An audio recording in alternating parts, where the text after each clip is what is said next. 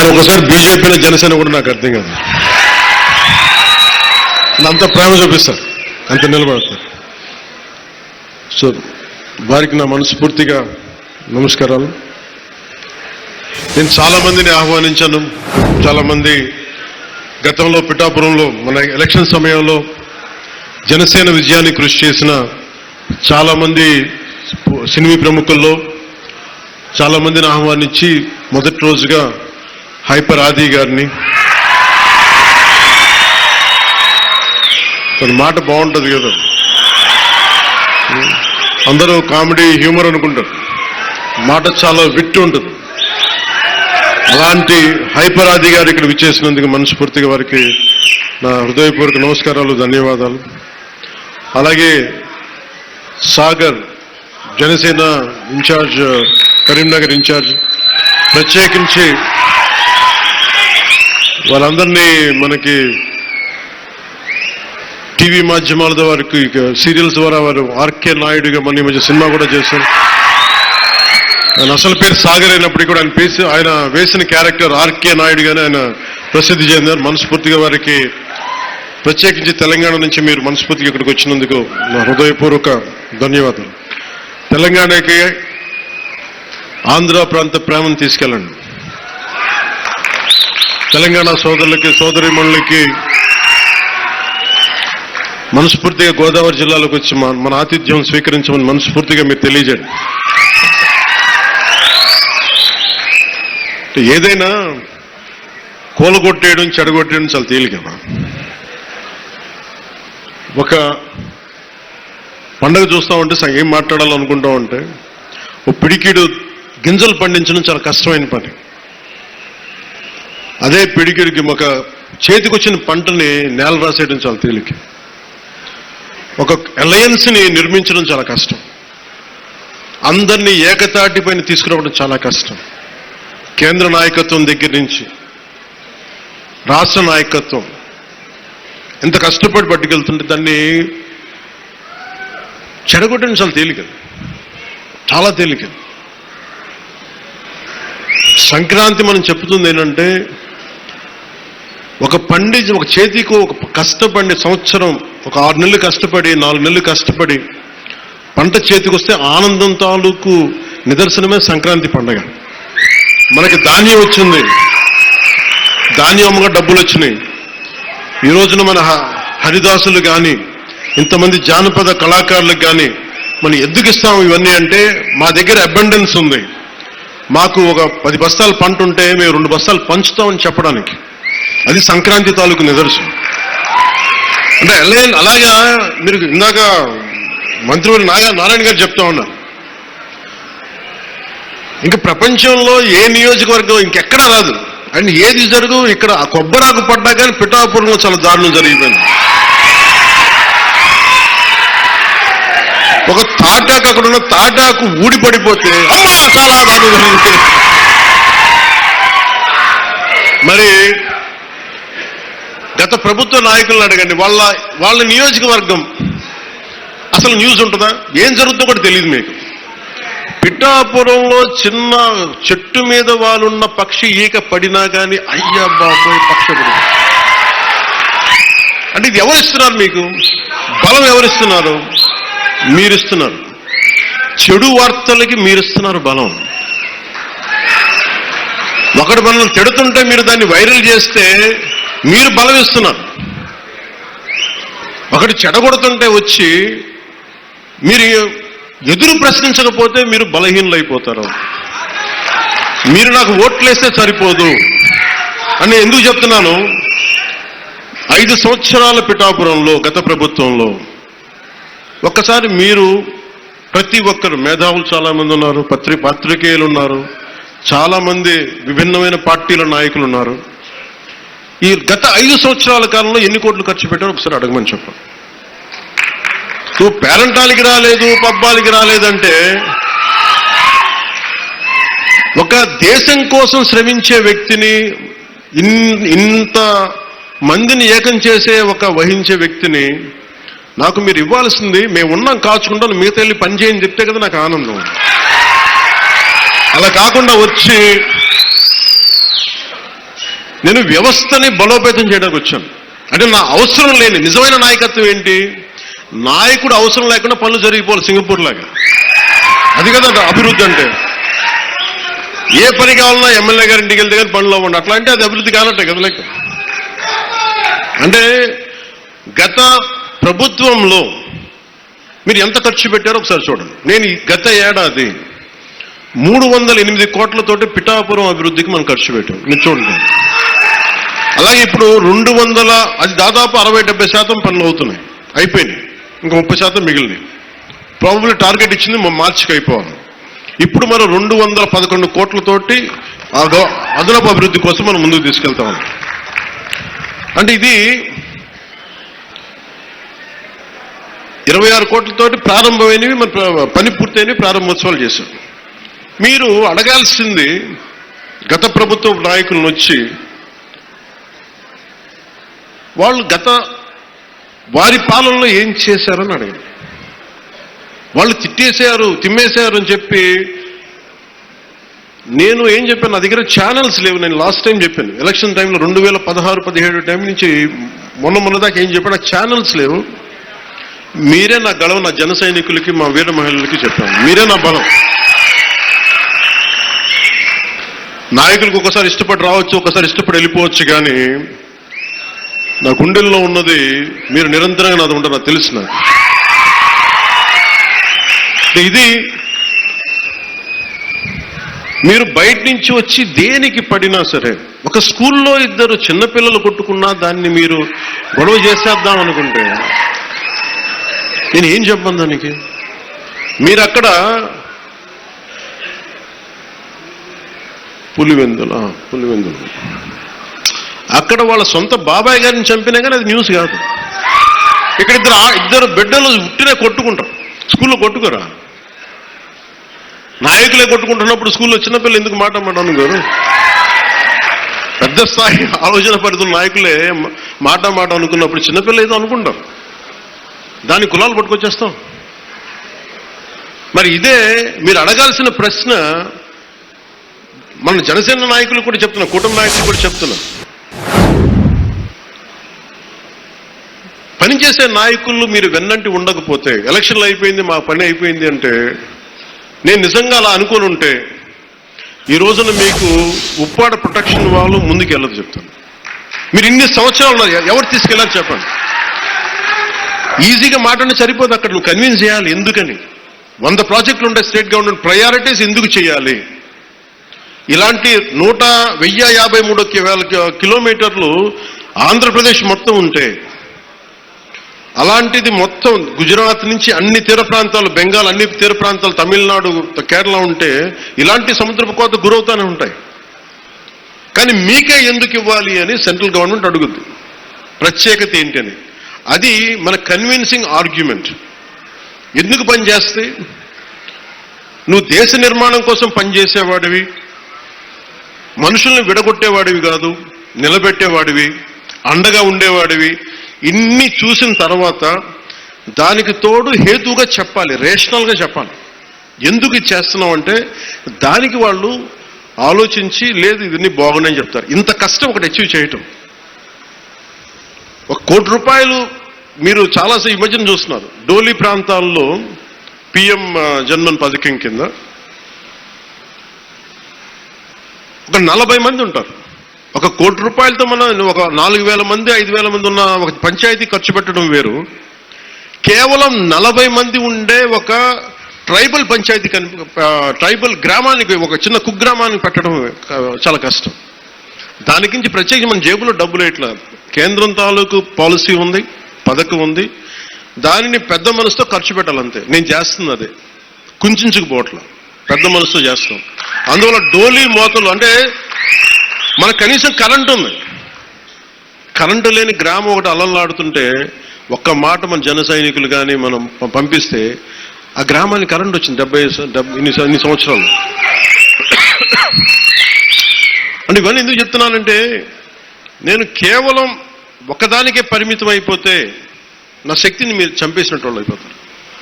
నాలాంటి వాడు మీరు ఎంత బలం ఇస్తే, బయట ప్రాంతాల నుంచి వచ్చి అసలు నన్ను ఏం చేశారు లాస్ట్ టైం? మా జిల్లాల్లోకి వస్తే, మా ప్రాంతాల్లోకి వస్తే మేము అడుగు పెట్టాం, మా నియోజకవర్గాల్లోకి వస్తే చాలా నాకు చెప్పి వాళ్ళు మటుకు నేను ఎంచుకున్న నియోజకవర్గానికి వచ్చి మొత్తం వ్యతిరేకంగా చేశారు. వాళ్ళ ఏరియాలోకి వెళ్ళకూడదట, వాళ్ళ నియోజకవర్గాల్లోకి వెళ్ళకూడదు, కానీ మనం పనిచేస్తున్న నియోజకవర్గాలకు వచ్చి ఏదైనా కలగచ్చు. అంటే వాళ్ళకి అర్థం కాదు ఏంటంటే, నేను సన్నగా కనిపిస్తానో మెత్తగా కనిపిస్తానో అది తెలియదు, కానీ నా గట్టిదనం వాళ్ళకి తెలియదు. అంటే మీరు మొండి పట్టు పడితే, మీరు గొడవ పెట్టుకోవాలనుకుంటే నేను సంసిద్ధంగా ఉన్నాను, ఎప్పుడైనా గొడవ పెట్టుకున్నాను. దానికి నా దగ్గర కొదవ లేదు, ఆ శక్తి కొదవ లేదు. కానీ ఏంటంటే యుద్ధం ఎందుకు భరిస్తాడు? ఎవడైనా తిడతా ఉంటే బలం ఉన్నోడు భరిస్తాడు, బలహీనుడే ఎదురు తిరుగుతాడు. నేను ఎప్పుడన్నా సరే నా వ్యక్తిగతంగా నేను ఎప్పుడు గొడవ పెట్టుకోను. వ్యవస్థ కోసం ఇబ్బందులు అయినప్పుడు నాకేంటి, గత ప్రభుత్వం అద్భుతంగా పనిచేస్తే నాకు ఎందుకు అవసరం ఏముంది? అసలు పాలిటిక్స్ రావాల్సిన అవసరమే లేదు. ఉదాహరణకి నల్గొండ లాంటి ప్రాంతంలో ఫ్లోరోసిస్తో బాధపడతా ఉంటే కృష్ణానది నీళ్ళు హైదరాబాద్ దాకా వెళ్తున్నాయి, కానీ ఆ దారి ఎంబడి వస్తున్న నల్గొండలో నీళ్లు చాలా సంవత్సరాలు లేవు, ఈ మధ్యన వచ్చినాయి. అక్కడ మనుషులు ఈ మన ఫ్లోరోసిస్ తోటి చిన్న బిడ్డలు వంగిపోయి మంచానికి ఉంటే అది బాధ కలుగుతారు. ప్రభుత్వాలు ఏం చేయట్లేదు. అలాంటి అనేకమైన సంఘటనలు కోకొల్లలుగా జరిగితే అది నాకు బాధ్యతని పెంచి రాజకీయాల్లో మనం ఏదైనా చేద్దాం, ప్రయత్నం చేద్దాం. ఓడిపోవచ్చు గెలవచ్చు కానీ ప్రయత్నమే చేయకపోతే తప్పు కదా. అలాంటి సందర్భంలో నేను వచ్చాను పాలిటిక్స్కి. అలాంటిది నేను కింద పడ్డాను. మనోహర్ గారు మాట్లాడుతున్నారు, పుష్కర్ కాలం దాటింది నేను వచ్చి పాలిటిక్స్ 14 సంవత్సరాల పైన. ఎవరు తీసుకుంటారు? నాకు రాజకీయాలు, నాకు డబ్బు సంపాదనకి, నాకు డబ్బు సంపాదన, నేను బిగ్ యాక్టర్. నేను నెంబర్ 1 యాక్టర్ని కాదేమో, కానీ నా స్థాయిలో నేను బాగా డబ్బులు సంపాదించగలిగే యాక్టర్ని. ఓడిపోయినా కానీ, సినిమా ఫ్లాప్ అయినా కానీ డబ్బులు చేసుకునే కెపాసిటీ ఉంది నా సినిమాలకి. అది మీ అందరి అభిమానం, ప్రేమ వల్ల. మరి అలాంటి నేను ఎందుకు రావాలి రాజకీయాల్లో కంటే, అది నా ఆవేదన, నా బాధ్యత. పాలిటిక్స్ నా బాధ్యత. అంటే ఎంతసేపు ధాన్యం పండించి దోచేసుకోవడం తప్ప తిరిగి ఇద్దామని గుణం లేకపోతే ఏమవుతుంది? అందుకని నేను ఏం నమ్ముతానంటే ఎంతో కొంత తిరిగి ఇవ్వాలి సమాజానికి. ఆ ప్రిన్సిపల్ నన్ను తీసుకొచ్చింది. అలాంటి నేను కోరుకుంటుంది మన సంక్రాంతి ఒక కొత్త సంక్రాంతి అవ్వాలి మన పీఠికాపురం. ఇది మీరందరూ నా కుటుంబ సభ్యులు. మీకు ఆనందం ఇవ్వడమే నా పని. ఆనందం ఇవ్వడం అంటే మళ్ళీ ఇంటికి వచ్చి డాన్స్ చేయమనేదా? అంటే మీరు బలం అవ్వడానికి నేను చేదోడు వాదోడు అవుతాను. అలాగే మా ఇంటికి వచ్చే పేరెంటాలకు వచ్చే ఎన్ని పేరెంటాలు వస్తే పనే వాళ్ళు చేస్తారు, పనులు కూడా చేయాలి కదా. అలాగే సంక్రాంతికి నాకేమనిపించిందంటే, పీఠికాపురం పర్మనెంట్గా ఒక సంక్రాంతి ఉత్సవాలకి పండగ కావాలి. అంటే ఇది సంక్రాంతి, ఓణం ఎట్లా ఉంటుందంటే మాది కూడా మన హార్వెస్ట్ ఫెస్టివల్ మన కేరళలో. అది భూమిని నమ్మే ప్రతి ఒక్కరి పండగ. అది కేరళలో చాలా ఒక అనూహ్యంగా ఏంటంటే అన్ని మతాలు జరుపుకుంటారు. సో నా మనసులో కూడా మన సంక్రాంతి అన్ని మతాలు జరుపుకోవాలి. అది ప్రకృతి ఆరాధన నుంచి పుట్టిన మన సంస్కృతి ఇచ్చిన వారసత్వం. అది ఈ వారసత్వాన్ని భవిష్యత్ తరాలకి అందించడం మన బాధ్యత. ఈరోజు పీఠికాపురంలో జరుగుతున్న సంక్రాంతి సంబరాలు మనకి భవిష్యత్తులో అందరికీ అలాంటి జ్ఞాపకాలని ఇవ్వాలని మనస్ఫూర్తిగా కోరుకున్నాం.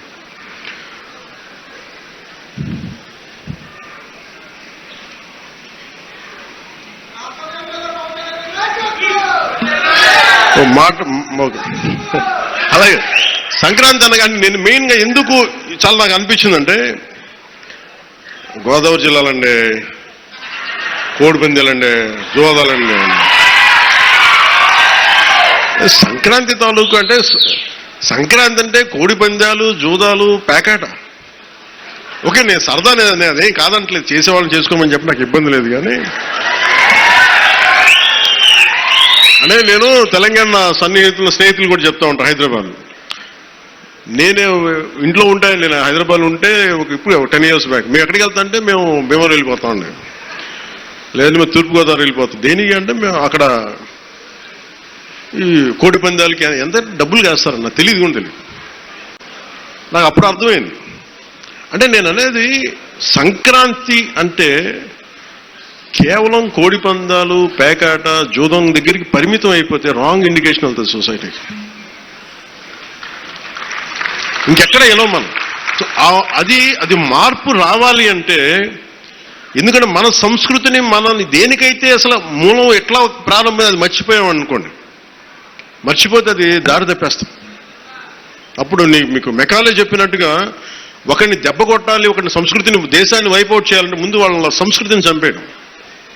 సో ఇది సంస్కృతి మూలాల్ని పరిరక్షించడానికి, మర్చిపోకూడదని చెప్పడానికే ఈ వేడుక ఈ రోజున పీఠిక. ఇది మొత్తం రాష్ట్రంలో ప్రతి నియోజకవర్గంలో ఇది అవ్వాలి.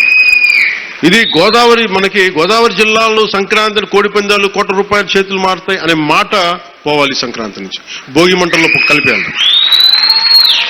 సరదాగా చేసుకుంటారో ఏం చేసుకుంటారో వేరే, కానీ అది మట్టుకు ప్రత్యేకంగా కనిపించకూడదు. ఇది ఆప్యాయతానురాగాల గురించి, పంచే మనస్తత్వం గురించి చెప్పుకోవాలి. ఇందాక మనం చూసిన హరిదాసు కీర్తనల గురించి చెప్పుకోవాలి.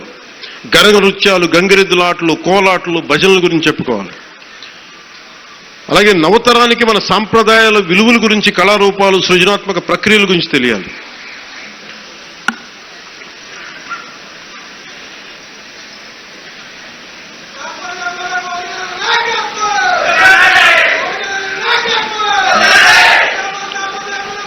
సో నా ఉద్దేశంలో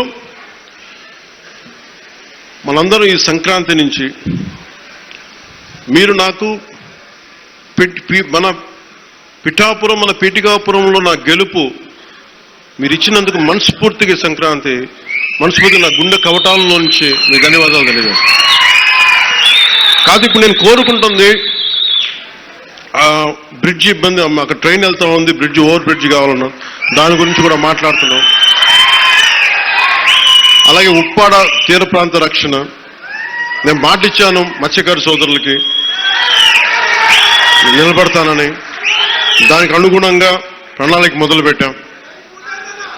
అలాగే ప్రతి ఒక్క పారిశ్రామికవేత్తలు అందరితో కలిసి పిఠాపురం అభివృద్ధిలో భాగస్వామ్యులుగా అమ్మని చెప్తున్నాం. నేను మీ నుంచి కోరుకుంటుంది, ఇది భారతదేశానికి చాలా కీలకం. పీఠికాపురం శక్తిపీఠం, శ్రీపాద శ్రీవల్లభుడు వెలిసింది ఇక్కడ. వారి ఆధ్యాత్మికంగా వాళ్ళు ఎంచుకున్నారు. ఇది నేను నిజంగా చెప్పాలి, నేను రాజకీయాల్లోకి రావాలనుకోలే, సినిమాల్లోకి రావాలనుకోలే, పోటీ చేయాలనుకోలే. అలాంటిది పిఠాపురంలో రావాలని అసలు ఏమనుకోలేదు. అది భగవంతుడి సంకల్పం, తీసుకురాబడ్డాను ఇక్కడ, గురువుల సంకల్పం. సో నేను నా ఆఖరి శ్వాస వరకు నేను మీకోసం పనిచేస్తాను. అది అధికారంతో సంబంధం లేదండి, దానికి మీరు ఆశీస్సులు ఇవ్వండి. నేను ఒకటే కోరుకుంటుంది, మతం పేరుతో కానీ, కులం పేరుతో కానీ, వర్గాల పేరు మీద కానీ గొడవలు తీసుకొచ్చే వాళ్ళని మటుకు మీరు వారికి మీరే బాధ్యతను తెలియచేయాలి. ఎందుకంటే మీకు ఇందాక చెప్పినట్టుగా ఒకటి విడగొట్టేయడం చాలా చాలా తేలిక మనుషులు. ఈ రోజున మనం మాట్లాడుకోవాల్సిన రైతాంగం గురించి గౌరవ మంత్రివర్యులు civil supplies minister Nadendla Manohar గారు ఆధ్వర్యంలో,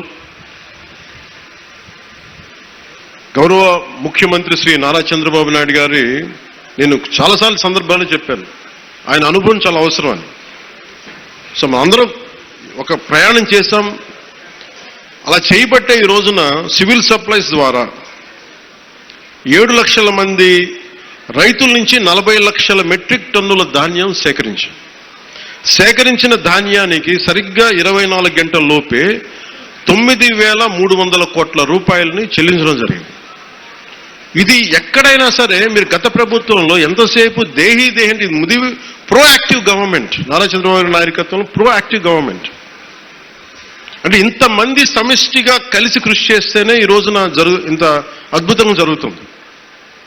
మీరు గత ప్రభుత్వాన్ని గురించి వాళ్ళు ఏం చేసినా సరే వాళ్ళు తెలిసింది ఒకటే, బూతులు తిట్టడం, ఇందాక నారాయణ గారు చెప్పినట్టు కేసులు పెట్టడం, ప్రజలకి మనశ్శాంతి లేకుండా చేయడం.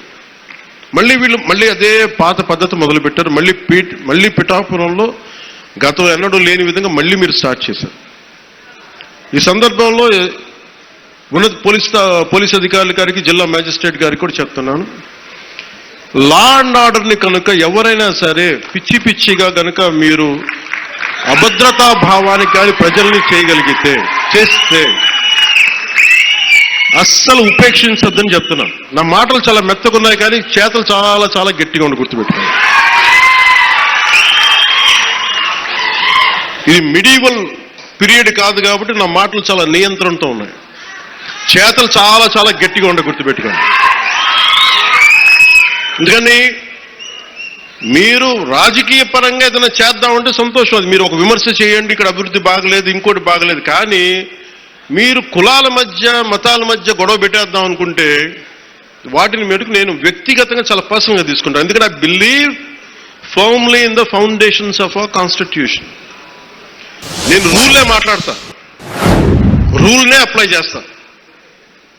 అది దయచేసి ఉన్నతాధికారులందరూ, అది మీరు కలెక్టర్ గారు కావచ్చు, ఎస్పీ గారు కావచ్చు, మీరు ప్లీజ్ అది మీరు చాలా ఫర్మ్గా అప్లై చేయండి.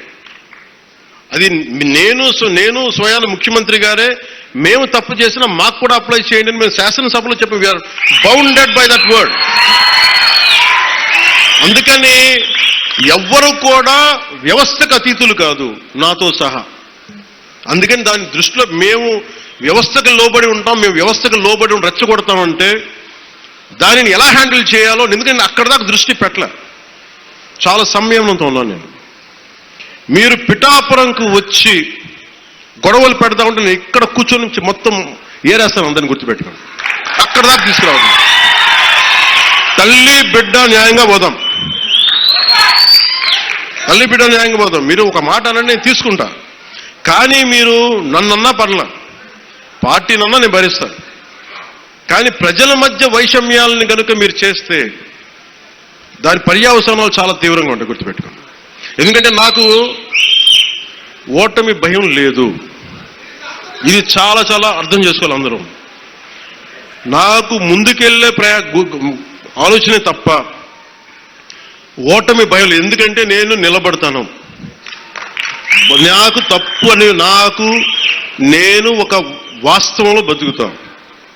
ఈరోజు పదవులు ఉండొచ్చు, పదవులు పోవచ్చు, వీటి మీద నేను ఆలోచించుకొని చేయను. ఈ రోజున ఇన్ని వేల కోట్లు, ఇందాక మనోహర్ గారు చెప్పినట్టుగా మీకు పెన్షన్స్ ఇచ్చినా కానీ, దాదాపు 24 గంటల్లో ఒక 9,000 కోట్లు పైచిల్లుకు డబ్బులు పంచినా కానీ, ఇదంతా కలెక్టివ్ అందరం కూర్చొని చేసింది. దానికి ఒక అనుభవశీలురు, ఒక బలమైన పార్టీ తెలుగుదేశం పార్టీ. ఆ పార్టీని కూడా నేను చాలా గౌరవిస్తాను. ఇప్పుడు కాదు, నేను ముందు నుంచి చెప్తున్నాను. అలానే జనసేన బలహీనం అని చెప్పట్లా. జనసేన చాలకు బలం. రోడ్ల మీదకి అన్యాయం జరిగితే జనసేనకున్న బలం అది నేను ఇక్కడ ఒక ఆంధ్ర రాష్ట్రంలో చెప్పట్లా. నా సిద్ధాంతాలని, జనసేన సిద్ధాంతాలు నమ్మేవాళ్ళు ఊరికి 10 మంది ఉన్నా వాళ్ళు 1000 మందితో గొడవ పెట్టుకుంటారు. అది జనసేన. ఈ రోజు కూర్చోబెట్టి నా మీద అందరూ మాట్లాడేస్తూ ఉంటాను, ఏం చేసావు అది ఇది మాట్లాడుతూ ఉంటే, మరి 2019లో అన్ని కేసులు పెడుతున్నాం, వాళ్ళందరూ ఏమైపోయారు? అప్పుడు గొంతు పెగలలేదు. అప్పుడు ఏమైపోయింది? ఆ రోజు అంటే మీరు కేసులు పెడతారని మన నారాయణ గారు చెప్తున్నారు కదా. అందుకని ఇవన్నీ దృష్టిలో పెట్టుకొని మీరు ఈ అలయన్స్ని దయచేసి ఎవరు కూడా, జనసేన నాయకులు కావచ్చు, కూటమి నాయకులు ఎవరైనా కావచ్చు, దీన్ని దయచేసి బలహీనం చేయకండి. ఎందుకంటే నాకు చంద్రబాబు నాయుడు గారికి చాలా అపారమైన అవగాహన ఉంది మన ప్రజలను ఎలా కాపాడాలని. మా ఇద్దరి మధ్య అసలు అలాంటి అరమరికలు కానీ విభేదాలు కానీ లేవు. ఇండివిజువల్గా ఒకసారి మాట్లాడచ్చు, కానీ కొన్ని చోట్ల 2 పక్షాల నాయకులు కావచ్చు, ఇది ఎక్కువ కాలం నిలబడదు. నేను చెప్తున్నాను కదా, ఎందుకంటే స్టెబిలిటీ ఇవ్వాల్సిన బాధ్యత మా మీద ఉంది. అందుకని మేము దాన్ని తీసుకున్నాం. అలాగే పెన్షన్స్ ఉన్నాయి. ఎన్టీఆర్ భరోసా పెన్షన్ కింద ప్రభుత్వం 63,50,000 మంది పెన్షన్దారులకి ఆర్థిక భద్రతను అందిస్తుంది. ప్రతి నెల దాదాపు 2,750 కోట్ల పెన్షన్, సామాజిక పెన్షన్ పంపిణీ చేస్తుంది. ప్రతి నెల 1వ తారీఖున బెనిఫిట్